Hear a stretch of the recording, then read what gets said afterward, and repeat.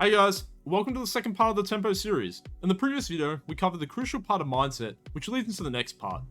What is Tempo? What heroes can create it? And how can you contribute to it from all positions? Before we get into it, I've started streaming sporadically on Twitch, so if you want to see what will most likely be 24/7 Ricky gameplay, or if you just want to discuss Dota or anything in general, drop by. So, what is Tempo? Tempo is speed. In Dota, Tempo is decided not only from draft compositions, but also a high level of in-game decisions and activity. Picking a fast lineup with heroes that complement it allows a fast playstyle that can quickly overwhelm a lot of lineups, especially in a pub setting where comms are low and picks can be questionable. Not everyone has to be on board to create a successful amount of tempo in a game to succeed. It is possible for you to solely create it from the mid lane and supports early on, and from the off lane later, with the carry generally last. So let's get into it. What heroes are the best for creating it? When I talk about creating tempo, I'm talking about pre-15 minutes here and how we lead on to the main part of the game, which is grouping up. These heroes are heroes that are generally going to excel in that pre-15 minute and then that post-15 minute time where the fights are a little bit sporadic, a little bit small, but then as the game kind of figures itself out, we can group up and then press the advantage.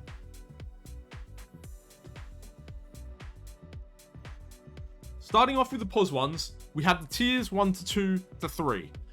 Each role is going to have tier 1, 2, 3 besides carry.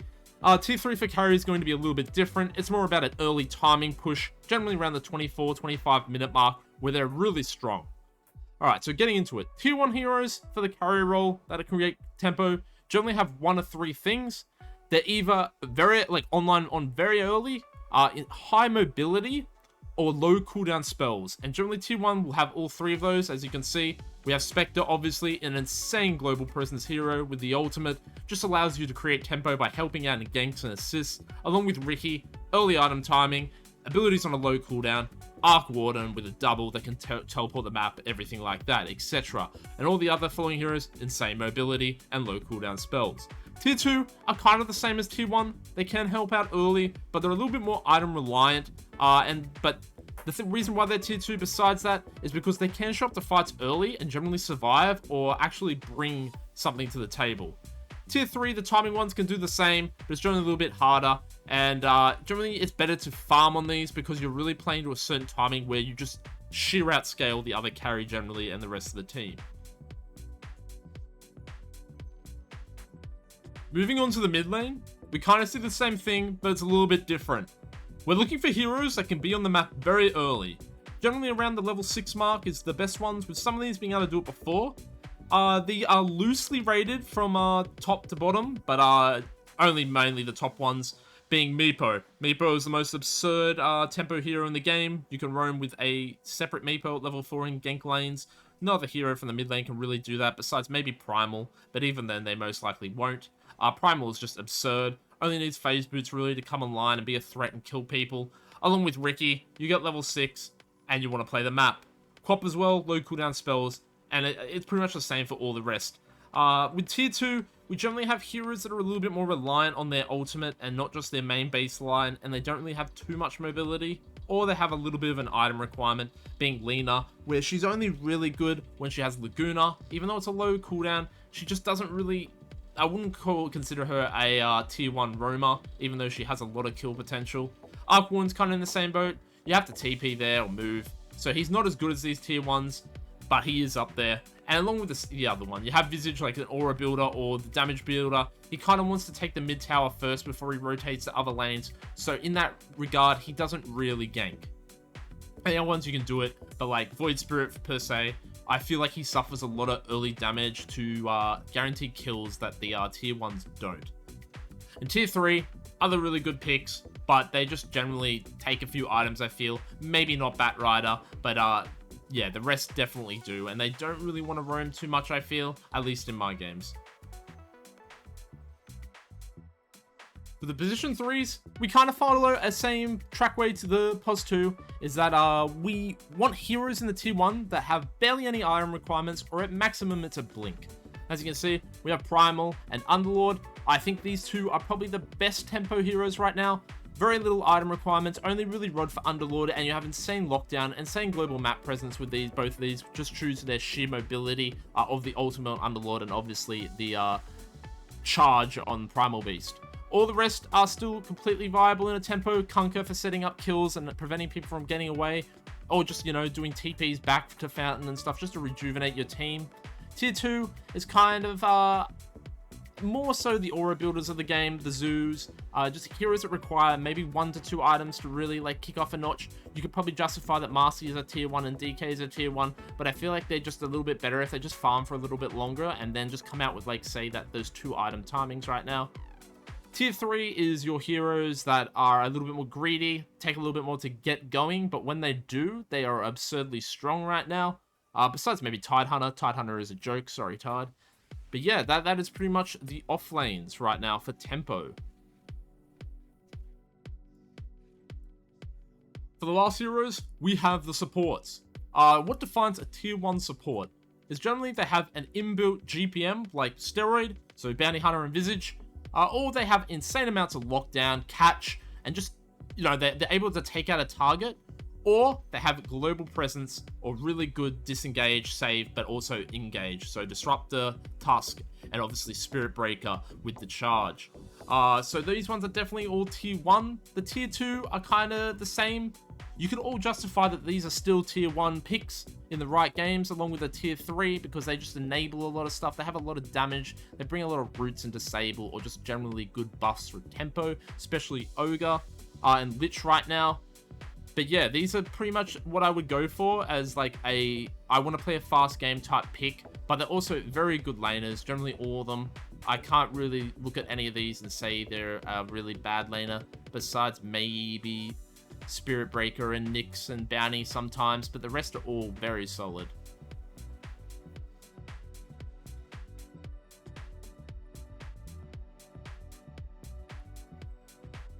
The map is up. It's 6 minutes. You're level 6, so is the enemy. And you're the Chad, but you already knew that. And the team and the enemy, they have bricks.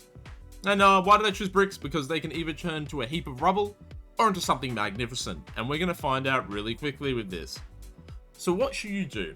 Well, the second you hit level 6 as the mid laner, you should always, especially if you're a tier 1 activity hero, is try to push this wave as much as possible. I play Ricky. I can't really push the wave, so disregard. You don't have to.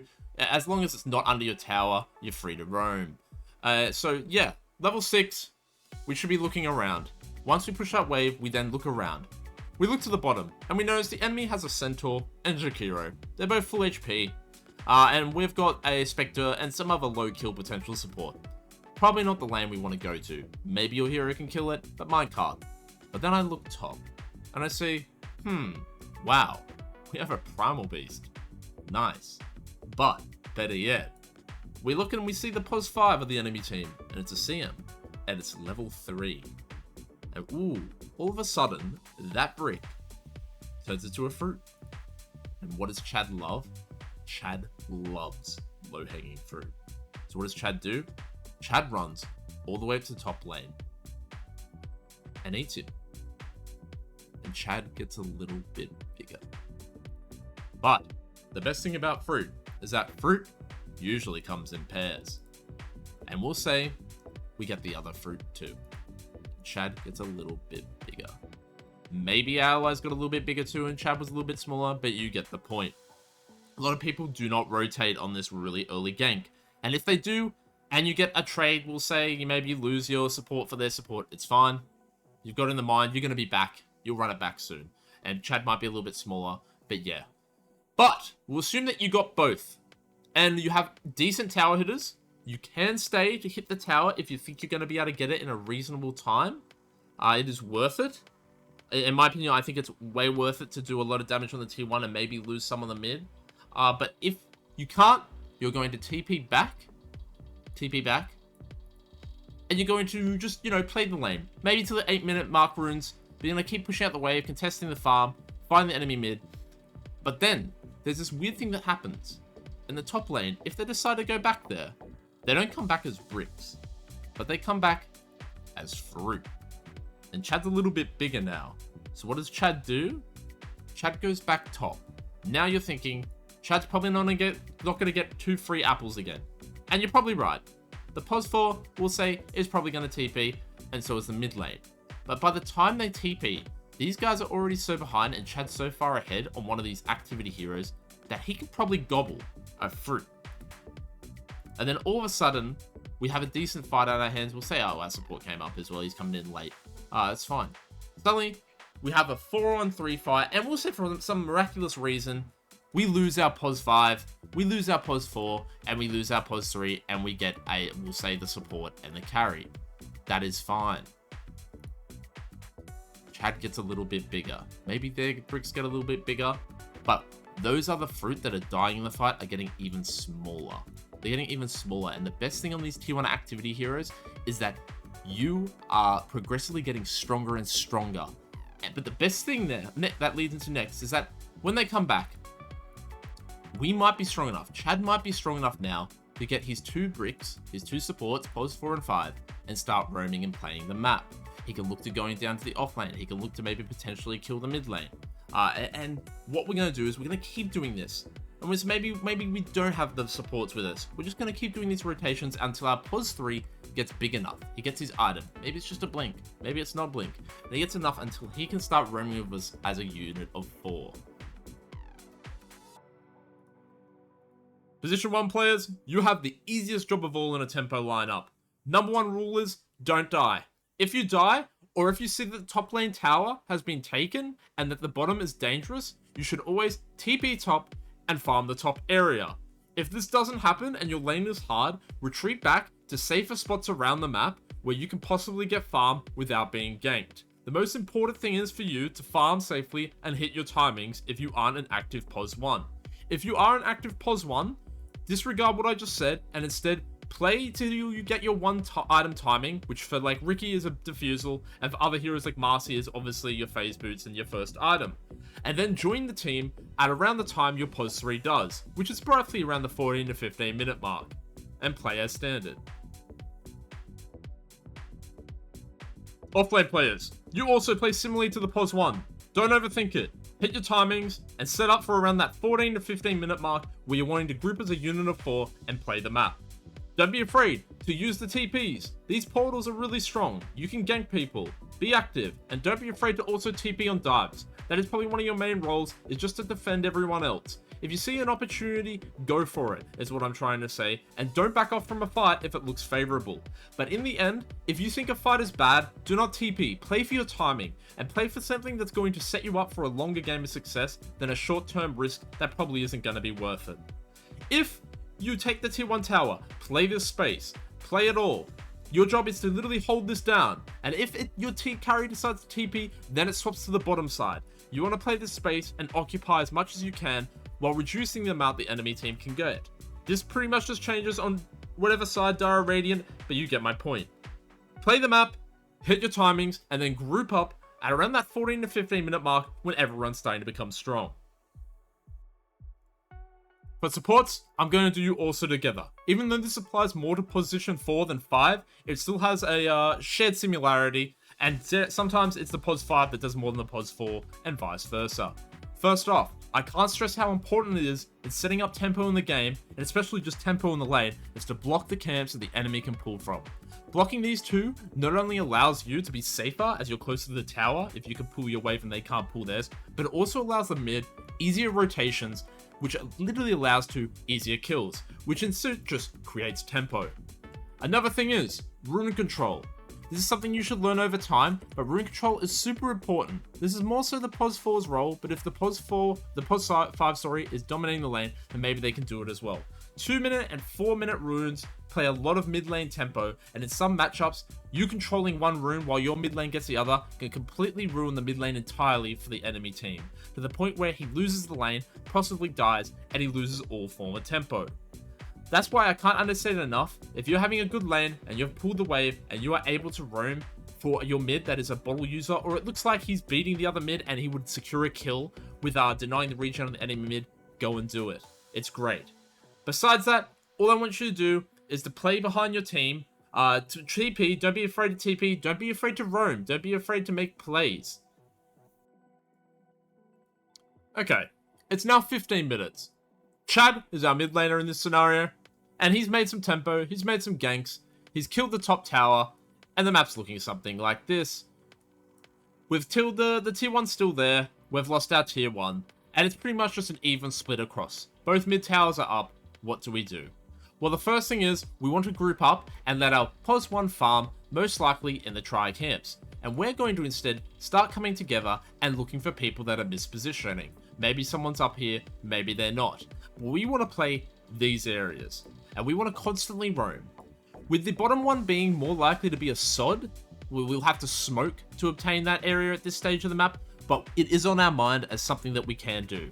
It's very important for supports at this stage to start getting aggressive vision, especially if we're ahead and we've got good tempo, to try and pick off people. So don't be afraid to chuck vision that is literally behind the back in places like this and this, just to get pathways of where heroes may be coming out. Also, other spots for good vision are generally the high grounds or anything where we can really defend and we can jump on someone that starts to like try and deward it. So this is a good play to get. This is pretty much gets all the main pathways, or something that's sneaky like around here. That allows us to see if anyone's coming in or if anyone's moving around this general area. This play is going to kind of continue depending on whether we feel strong enough if we have an active pos 1 to go and take rush and threaten tier 2s, or we can take tier 2s without it. If we have a timing hero, we shouldn't overcommit and take any tier 2s or pressure any towers as only a group of 4 unless they feel ready to do so. Generally that's around the 20-minute mark when they can also look to do Roshan. That sets you up nicely for pressuring from there on to the mid game.